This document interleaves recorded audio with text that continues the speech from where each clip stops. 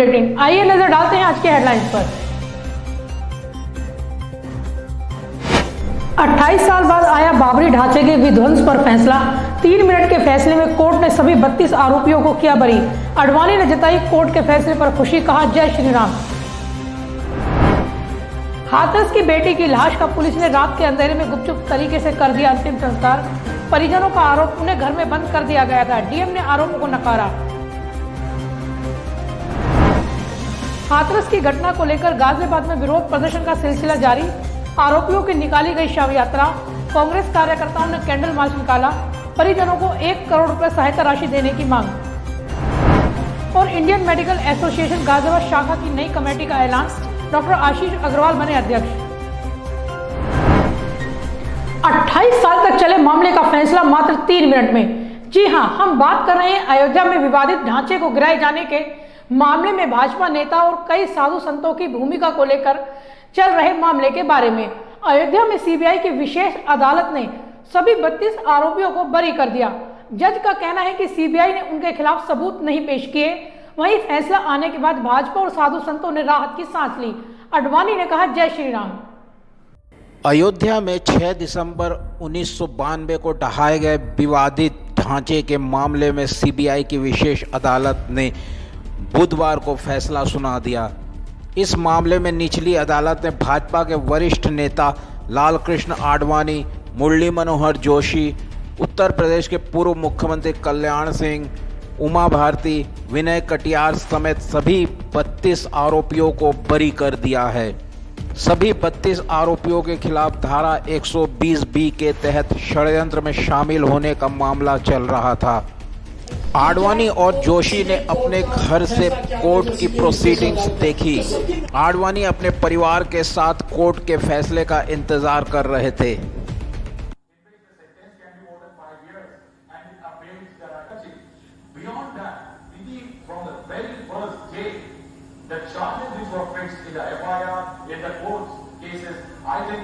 पिछले 28 साल से यह मामला चल रहा था। कोर्ट ने माना कि सीबीआई द्वारा लगाए गए आरोपों के खिलाफ जांच एजेंसी ठोस सबूत नहीं पेश कर पाई।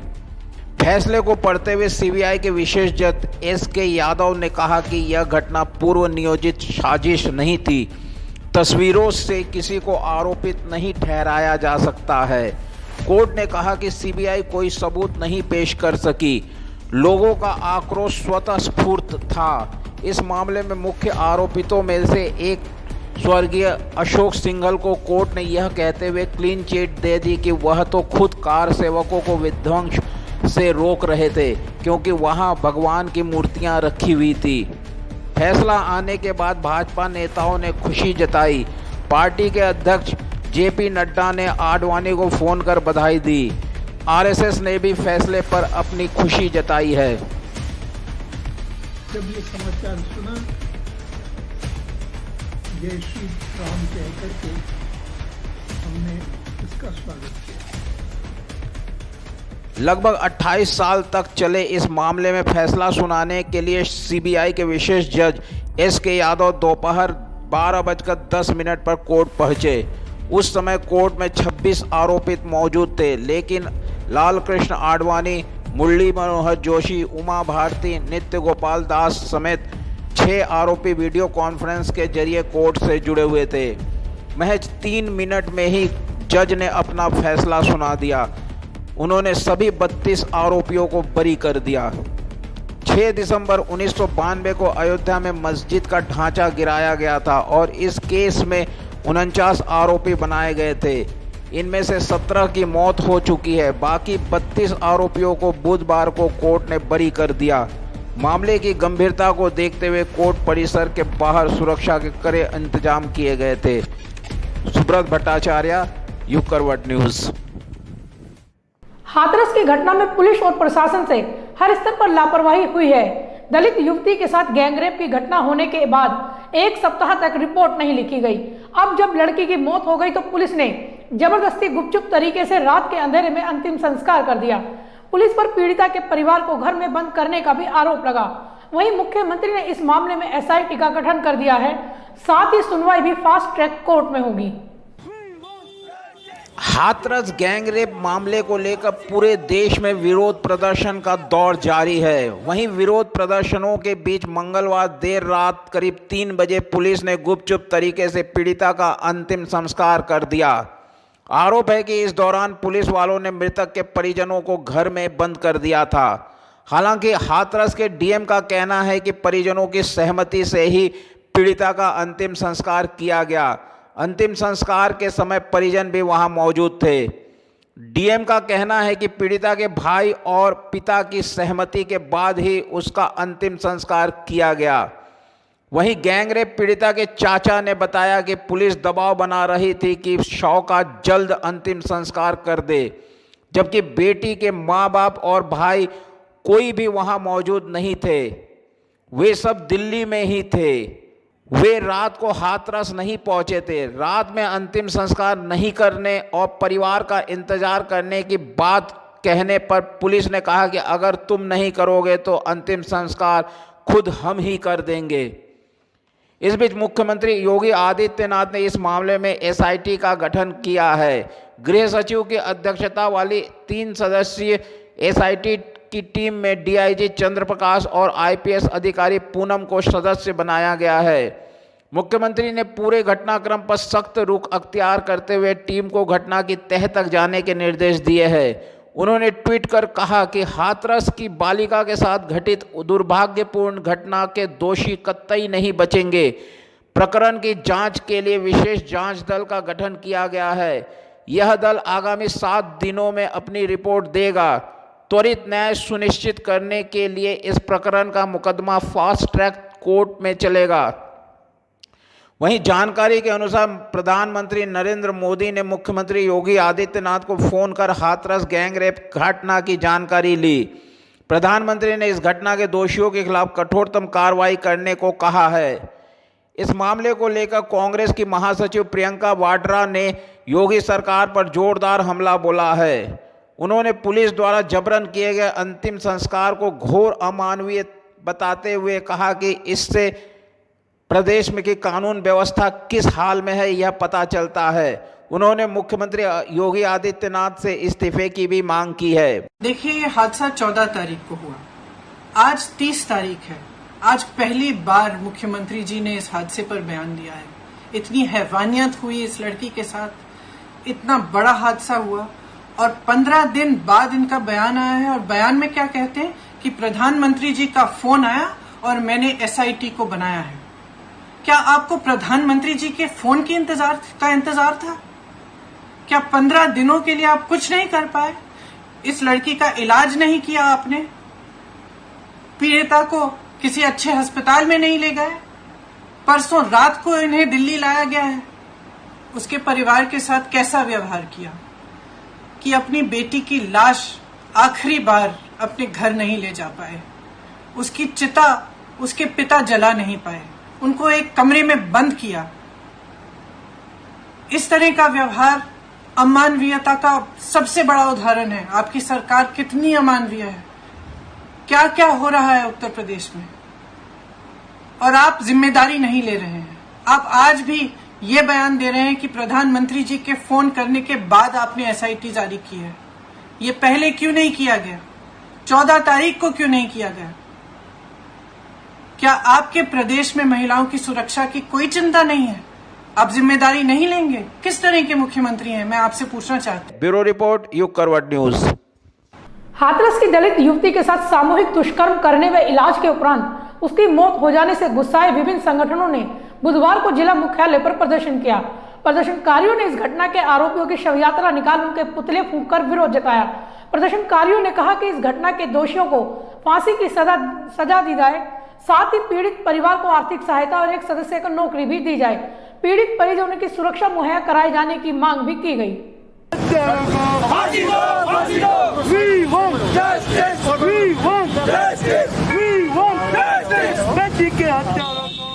हाथरस की बिटिया के साथ गैंगरेप और अत्याचार की हदें पार कर देने और उपचार के दौरान उसकी मौत को लेकर लोगों का गुस्सा चरम पर है। बुधवार को इस घटना के विरोध में जिला मुख्यालय पर कई संगठनों ने इस विरोध प्रदर्शन किया। लोगों की एक ही मांग थी कि आरोपियों को फांसी की सजा दी जाए। प्राइवेट चिकित्सक वेलफेयर एसोसिएशन व परमार्थ समिति ने IMT कॉलेज से लेकर जिला मुख्यालय तक आरोपियों की शव यात्रा निकालकर विरोध जताया। तो हाथरस क्षेत्र में एक बच्ची के साथ जो दरिंदगी हुई है और कल उस बच्ची यहाँ से इस दुनिया से विदा हो गई, ये बहुत दुख का विषय है।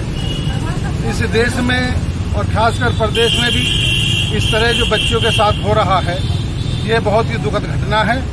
आज प्राइवेट चिकित्सक वेलफेयर एसोसिएशन, परमार्थ समिति, बेटी रक्षा दल के तत्वाधान में आज उन दरिंदरों की शव यात्रा हम निकाल रहे हैं। प्रदर्शनकारियों का कहना है कि घटना के आरोपियों को फांसी की सजा दी जाए। पीड़िता के परिजनों को आर्थिक मदद मिलनी चाहिए। प्रदर्शनकारियों ने शव यात्रा निकाले जाने के बाद आरोपियों के पुतले को आंख के हवाले किया। इस दौरान पुलिस के साथ उनकी बहस भी हुई। जी बोले। हाथरस में जो एक लड़की के साथ विभत्स कांड हुआ है, उसकी पूरे देश में निंदा हो रही है। और ये दूसरा निर्भया कांड से भी बड़ा निर्भया कांड है कि उस लड़की के साथ उसकी जीभ काट दी गई, उसके साथ 4 लोगों ने गैंगरेप किया, और इसमें हम पूरी इसकी निंदा करते हैं। वहीं SC/ST एडवोकेट्स वेलफेयर एसोसिएशन ने भी हाथरस की घटना को लेकर जिला मुख्यालय पर प्रदर्शन के बाद एक ज्ञापन भी राष्ट्रपति के नाम भेजा। ज्ञापन में एसोसिएशन ने मांग की है कि युवती के साथ जिस तरह की बर्बरतापूर्ण घटना हुई है वो बेहद शर्मनाक है। आरोपियों को सिर्फ फांसी की सजा होनी चाहिए। पीड़िता के परिजनों को 50 लाख रुपए और एक सदस्य को सरकारी नौकरी भी दी जाए। कि उनके जो अपराधी हैं, जो उनके दरिंदों ने उनके साथ हैवानियत की है, हैदराबाद जो कांड हुआ था उसकी तह पे ही उनको ऑन स्पॉट फांसी दे देनी चाहिए, और नहीं तो हमारा फास्ट ट्रैक कोर्ट में इसका मामला ट्रायल कर करके अविलंब फांसी दे देनी चाहिए। ये हमारी मांग है। We want justice for Manisha. Samajwadi party के SC/ST प्रकोष्ठ के कार्यकर्ताओं ने भी युवती के साथ हुए सामूहिक दुष्कर्म की घटना को लेकर जिला मुख्यालय के गेट पर प्रदर्शन किया और सरकार के खिलाफ जमकर नारेबाजी की। प्रदर्शनकारियों ने कहा कि प्रदेश में महिलाओं के प्रति अपराध बढ़ रहे हैं। इस मामले में सरकार ठोस कार्रवाई करे।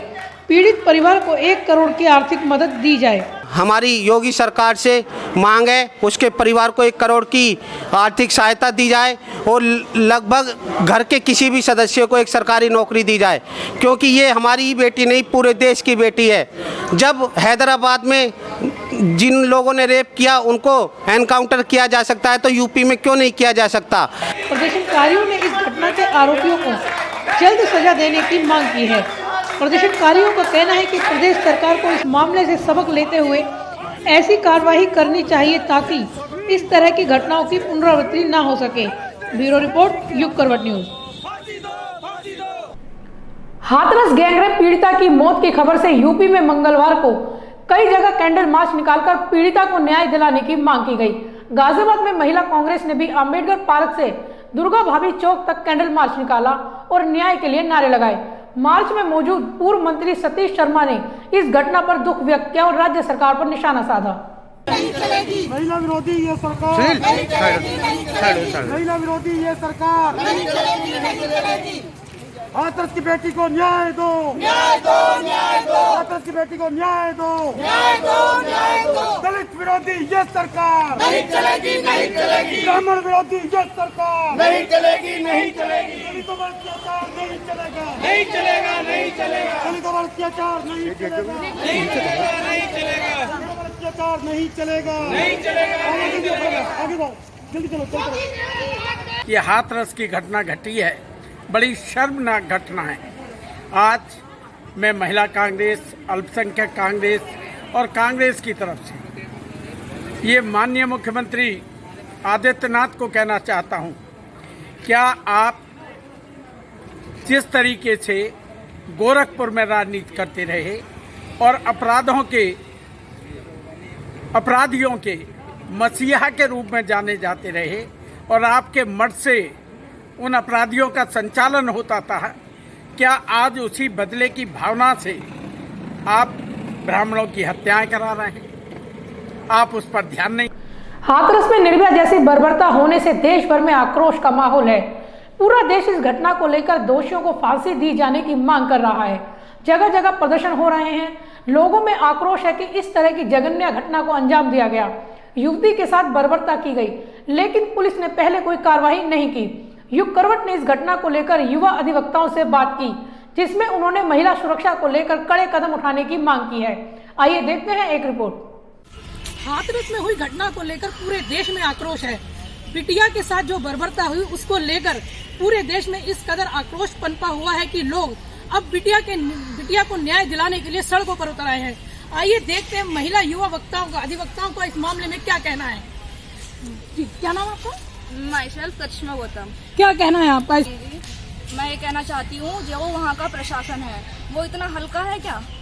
वहाँ के जो लोग हैं प्रशासनिक एसएसपी महोदय या फिर जो भी हैं वो इतने कमजोर हैं क्या कि वो आज तक वहाँ पर कई घटनाएं हुई हैं और एक करंट में अब ये घटना हुई है तो क्या वो कुछ कर नहीं सकते या उनसे कुछ हो नहीं रहा?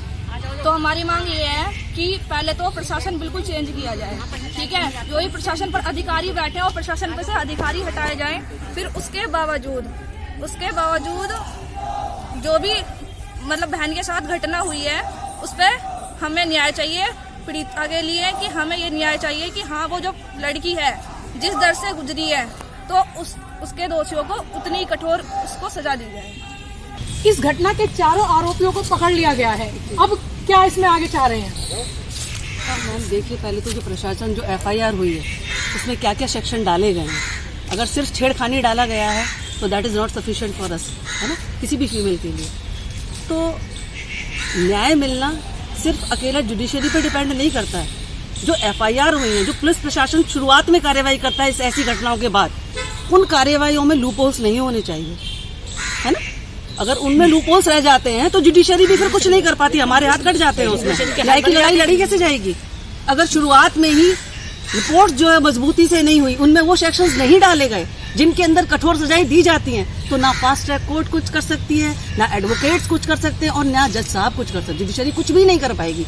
इसलिए पुलिस प्रशासन को भी सख्ती से, और जो मेडिकल पुलिस का जो मेडिकल होता है लेकर आती है, किन कंडीशंस में कराती है, मैं और आप और सारा देश अच्छी तरह से जानता है कि रेप विक्टिम का मेडिकल किस तरीके से किया जाता है। इवन उनकी किट में नेल कटर तक नहीं है। मतलब वो जो मेडिकल होता है उसको और इम्प्रोवाइजेशन करने की जरूरत है रेप विक्टिम का, जिससे वो सेक्शन आए। बाकी सारी बातें तो हम सब जानते हैं और आप पहले भी सबसे पूछ ही चुके हैं, लेकिन ये बहुत बड़ा मुद्दा है। लेकिन पुलिस ने ये कहा है कि लड़की की जो कहा जा रहा है कि निर्भया की जीभ नहीं काटी गई थी, उसके साथ बहुत ज्यादा बर्बरता नहीं हुई थी, क्या कहना है आपका? मैम, बर्बरता या क्रूएलिटी या कितना हजार्डस है क्राइम, ये सर्कमस्टांसिस पे डिपेंड करता है। जो रिपोर्ट सामने आ रही है, जैसा हम और आप देख रहे हैं, एक बार देख के सुन के उबाल आता है, फिर सब थोड़े दिन बाद ठंडे पड़ जाते हैं। लेकिन जो फेस करता है, जो मर गई है लड़की या निर्भया थी, या और भी कितनी निर्भया मर जाती है, कितनों का हाईलाइट होता है, कुछ बहुतों का नहीं होता है। ये डिपेंड करता है कि आप लड़ाई कैसी लड़के आ रहे हैं। मरने वाला मर गया, अब आगे की लड़ाई कैसे लड़ी जा रही है, एफआईआर क्या हो रही है। हम तब क्यों जगते हैं जब काम हो जाता है, उसके पहले क्यों नहीं जग पाते? मेरा कहना वो है। क्या आपको ऐसा नहीं लगता कि यूपी में महिलाओं के प्रति अपराधों की बाढ़ सी आ गई है?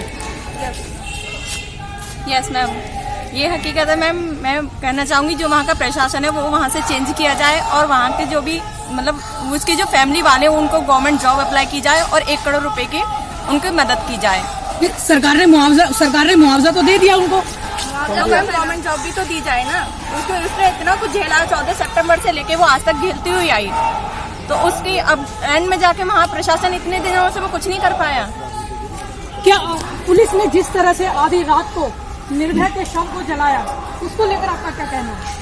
देखिए, जो हाथरस की जो बेटी के साथ हुआ है वो बहुत गलत हुआ है। उसकी इतनी बुरी तरह से उसका रेप कर दिया गया है, उसकी रीढ़ की हड्डी तोड़ दी गई है, उसका जीभ काट दिया गया है। ये बहुत बुरा हुआ है और बहुत उसको न्याय मिलना चाहिए। ये कब तक चलेगा? पुलिस प्रशासन क्या कर रही है?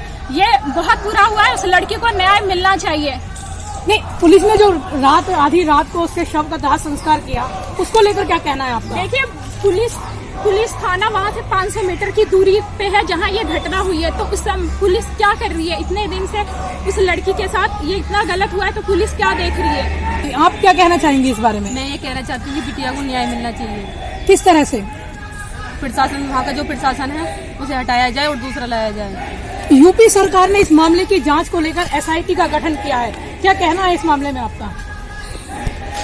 गठन और जांच ये सब यूपी में क्या सब जगह चलता रहता है। मेरा ये कहना है कि यूपी में एकदम जंगल राज हो रहा है। बहन बेटी कोई सुरक्षित नहीं है। पूरे प्रशासन पे पूरा वहाँ का जो बिटिया के साथ हुआ है उसको न्याय मिलना चाहिए। प्रशासन को हटाया जाए, उसके घर वालों को आर्थिक मदद दी जाए और जो रेपिस्ट हैं उनको इतनी बर्बरता से जिस दर से वो गुजरी पीड़िता उसी दर से ऐसे केसों को 6 महीने के अंदर एक टाइम लिमिट के अंदर दोषियों को सजा मिलनी चाहिए, जिससे आगे लोग कांपे हैं कोई काम करने से पहले। और हमारी बहन बेटी बिल्कुल सुरक्षित नहीं है, उनको सुरक्षा मिलनी चाहिए। पूरा पुलिस प्रशासन को एकदम फिट होना चाहिए। और इसके लिए मैं सरकार से यही मांग करती हूँ कि पुलिस प्रशासन को एकदम सख्ती से नियमों को पालन करे और रेपिस्टों को जल्दी से जल्दी सजा दी जाए और जो पीड़िता के घर वालों को मदद दी जाए, आर्थिक मदद दी जाए। यूपी में पिछले कई सालों में महिला अपराधों के प्रति बाढ़ सी आई है, क्या कमी लगती है आपको इसके प्रति? माल प्रशासन की कमी है, जितनी भी कमी है प्रशासन की कमी है। ये जो सरकार आई है मोदी सरकार और योगी सरकार, सबसे पहले मैं ये कहूंगी कि हाँ, ये जो मोदी सरकार है ये अपनी मनमानी कर रही है, जो योगी सरकार है वो अपनी मनमानी कर रही है। और बेटियों को, पीड़िताओं को तो कभी न्याय मिल ही नहीं रहा है। किसी को भी ऐसा नहीं है कि हाँ आने वाले टाइम में न्याय मिला हो। ऐसी घटनाओं की पुनरावृत्ति ना हो, इसके लिए सरकार को क्या एक्शन लेना चाहिए? सरकार को और भी अच्छे तरह से इसको देखना चाहिए कि क्या कर सकते हैं। और प्रशासन बिल्कुल ढीली पड़ती हुई दिख रही है, तो प्रशासन का बहुत ही इसमें वो दोष है, वो बहुत ढीली पड़ रही है। सख्ती से वो पेश आए, ऐसा काम ना हो। हम भी लड़कियां हैं, हमारे साथ भी कल बुरा हो सकता है, इसलिए प्रशासन को सख्ती से पेश आना होगा। फास्ट ट्रैक कोर्ट बनाई जाए और जल्दी से जल्दी सजा दी जाए। फास्ट ट्रैक कोर्ट तो बनी हुई है, फास्ट ट्रैक कोर्ट में मैम 30 दिनों के अंदर उन्हें सजा देनी चाहिए। कि इतना अगर उन्हें कम से कम समय में उन्हें सजा नहीं मिली तो आगे जैसे 4 दिनों के अंदर 5 दिनों के अंदर ये केस हो, मतलब खत्म ही हो गया है, बिल्कुल एक तरह से लड़कियों को खत्म ही कर दिया गया है। तो मैम आगे भी यही होगा कि हाँ कल को फिर कोई घटना होगी, 4 दिन बाद फिर यही होगा, फिर घटना होगी, फिर यही होगा। तो मैम जल्दी से जल्दी फास्ट ट्रैक कोर्ट के द्वारा जल्दी से जल्दी इन दोषियों को सजा दे। ये लड़ाई किसी एक अकेली महिला की नहीं है, ये समाज की लड़ाई है, पुरुषों की, महिलाओं की, ये सबकी लड़ाई है ना। सबके घर में सब कुछ है, हमारे घर में पुरुष भी है, पुरुषों के घर में महिलाएं भी हैं, बेटी भी हैं, पत्नियां भी। तो वो उस तरीके से सोचने की जरूरत है ना। और थोड़ा सा बच्चों को भी सिखाने की जरूरत है, बेटियों को भी और बेटों को भी, स्पेशली बेटों को भी बहुत सिखाने की जरूरत है ना। तभी शायद हम इन चीजों को पुरानी संस्कृति में लौटने की बहुत जरूरत है। हमारे जो संस्कार थे जिसमें सिर्फ पहनने ओढ़ने की बात नहीं है, सिर्फ बोलने की बात नहीं है, जो मूलभूत ढांचा था हमारी संस्कृति का वो हम गुम करते जा रहे हैं, है ना। उससे मुझे लगता है शायद ज्यादा रिपीटेशन इन चीजों के होने लगे। जी हाँ, बेटियों के साथ बेटों को भी संस्कार सिखाने की जरूरत है। हाथरस की हुई घटना को लेकर महिलाओं में इस कदर आक्रोश पैदा हो गया कि वो चाहती हैं कि 30 दिन के अंदर इस घटना के आरोपियों को सजा मिले। कैमरामैन वरुण लाहौरिया के साथ शोभा भारती, युग करवट। एनसीआर में रहने वाली छात्राओं और महिलाओं को ब्लैकमेल कर मोटी रकम वसूलने वाले एक कॉलेज के छात्र को नोएडा थाना बीटा 2 पुलिस ने गिरफ्तार किया है। गिरफ्तार आरोपी ग्रेटर नोएडा के एक कॉलेज से पढ़ाई कर रहा है। पुलिस ने बताया कि सूचना मिली थी कि एक युवक एनसीआर में रहने वाली महिलाओं और युवतियों को फोन करता है और उन्हें अपनी बातों में फंसाकर उनके अश्लील वीडियो और फोटो अपने पास रख लेता है। उसके बाद महिलाओं को ब्लैकमेल कर उनसे मोटी रकम वसूलता है। थानाध्यक्ष बीटा 2 द्वारा मुखबिर की सूचना पे रवि नाम के एक व्यक्ति को गिरफ्तार किया गया है, जिसके पास से विभिन्न कंपनियों के 25 सिम कार्ड, 7 आधार कार्ड, पेटीएम कार्ड, पीली धातु के ब्रेसलेट, एक उपन्यास जो वर्ल्ड बेस्ट बॉयफ्रेंड के नाम से है, 5 अलग अलग कंपनियों के मोबाइल फोन और तमाम चीजें बरामद हुई हैं। प्रारंभिक पूछताछ से ये पता चला है कि ये विभिन्न सिमों के माध्यम से जो फर्जी तरीके से लिए जाते थे, ये लड़कियों से चैट करता था, उनके चैट सुरक्षित करता था और बाद में उनको ब्लैकमेल करता था। इस प्रकार इसको गिरफ्तार करके जेल भेजा जा रहा है और अन्य गहन पूछताछ की जा रही है। नोएडा के सूरजपुर क्षेत्र के खेड़ी भनोता गांव में अपने ननिहाल में रहने आए 2 साल के बच्चे की हत्या का मामला सामने आया है। बच्चे की हत्या कर शव को मां के घर में ही बक्से में छुपा दिया गया। पुलिस ने बताया कि सपना नाम की महिला 2 दिन पहले अपने 2 बच्चों को लेकर अपने मायके खेड़ी भनीता गांव आई हुई थी और बीती रात को सपना का 2 वर्षीय बच्चा लापता हो गया। तलाश करने पर बच्चा बक्से में कपड़ों में लिपटा मिला। अस्पताल ले जाने पर डॉक्टरों ने उसे मृत बताया। ये कल रात्रि में थाना सूरजपुर का एक गांव पड़ता है खेड़ी भनौता। यहाँ से एक सूचना प्राप्त हुई थी कि एक 2.5 वर्षीय बालक जो है वो अपने घर में खेल रहा था और उसके बाद जो उसका कुछ पता नहीं चल रहा है। इस पर तत्काल थाना प्रभारी मौके पर गए और उनके द्वारा जो है वो अभियोग पंजीकृत कराया गया, खोजबीन की गई।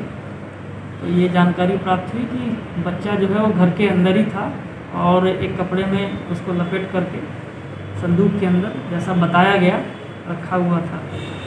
ये किसी व्यक्ति के द्वारा व्यक्ति के द्वारा जो है इसकी सूचना तत्काल जब पुलिस को दी गई तो पुलिस और परिवारजन इसको अस्पताल लेकर के गए, जहाँ इसको डॉक्टरों ने मृत घोषित कर दिया।